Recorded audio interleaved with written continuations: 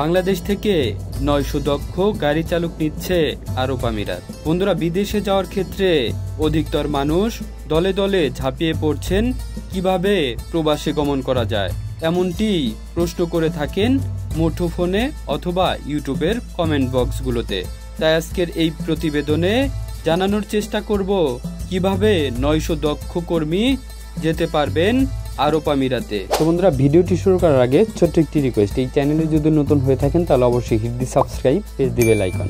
তো বন্ধুরা, বেশি কথা না বাড়িয়ে চলুন শুরু করা যাক।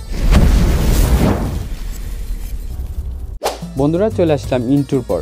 কথা বলছিলাম বাংলাদেশ থেকে 900 দক্ষ গাড়ি চালক নেবে আরব আমিরাত।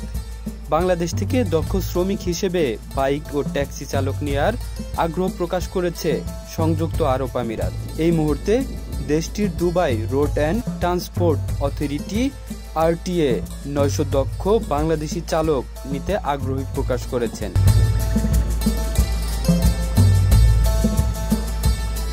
সম্প্রতি প্রবাসী কল্যাণ ও বৈদেশিক কর্মসংস্থান মন্ত্রণালয়ের প্রতিমন্ত্রী শফিকুর রহমান চৌধুরীর আরব আমিরাত সফরকালে মোটরযান চালক নিয়োগের বিষয়টি ইঙ্গিত দেয় RTA।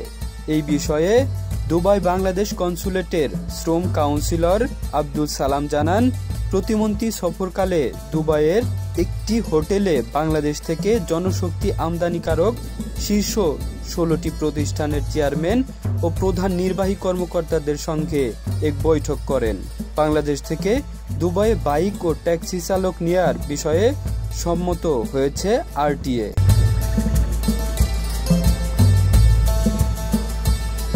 তিনি আরও জানান, ইতিমধ্যে 900 কর্মীর ডিমান্ড লেটার হাতে পেয়েছে তারা। তবে এই পেশায় নিয়োগের ক্ষেত্রে ভাষাগত দক্ষতার উপর বেশ জোর দিচ্ছে RTA।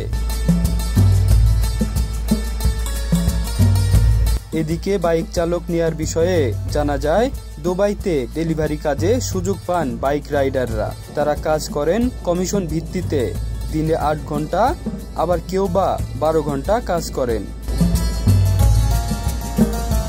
তারা বলেন, বাংলাদেশের বাইকের লাইসেন্স থাকলেও এদেশে আসতে চাইলে আবার আমিরাতে এসে লাইসেন্স নিতে হবে। তাই নতুনদের দেশে প্রবেশ করার সাথে সাথে যথাযথ পদ্ধতি অনুসরণ করে নতুনদের লাইসেন্স করার জন্য অনুরোধ করা হয়েছে। তো বন্ধুরা, এই ছিল আজকের প্রতিবেদন। বাংলাদেশ থেকে 900 দক্ষ গাড়ি চালক নেবে আরব আমিরাত। বন্ধুরা, ভিডিওটি ভালো লাগলে অবশ্যই একটি লাইক করে দিবেন আর আপনাদের মতামত জানিয়ে দিবেন আমাদের কমেন্ট বক্সে। বন্ধুরা, এরকমই নিত্য নতুন ভিডিও পেতে অবশ্যই চ্যানেলটি সাবস্ক্রাইব করে আপনাদের সাথে থাকার সুযোগ করে দিবেন। তো বন্ধুরা, সবার সুস্থতা কামনা করে আজকের মতো বিদায় নিচ্ছি। আল্লাহ হাফেজ।